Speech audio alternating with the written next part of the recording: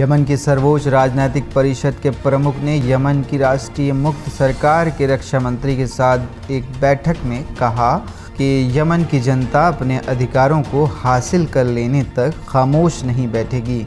Yemen की supreme political council के प्रमुख मेहदी मशाद ने कहा कि यमनी लोगों को अपनी ताकत बढ़ाना होगी, अपने देश के खिलाफ दुश्मन की साजिशों को नाकाम बनाना होगा, हमलावरों से अपने हक और अधिकारों को वापस पाने के लिए अपनी सलाहियतों को बढ़ाना होगा। हुदैदा प्रांत में यमन सेना की हालिया परेड को सराहते हुए मेहदी मशाद ने यमन फौज की ताकत और उसकी बढ़ती सलाहियतों की तारीफ करते हुए कहा कि यमन सेना देश की जनता के लिए हिफाजती ढाल बन गई है। इस फौज ने हमारे हक और अधिकार की रक्षा की है। हमारी फौज ने देश को कई टुकड़ों में बंटने की दुश्मन की साजिश को नाकाम कर दिया है। मेहदी मशाद ने कहा कि जंगबंदी की शर्तों की अनदेखी किसी भी सूरत में काबिल कबूल नहीं है।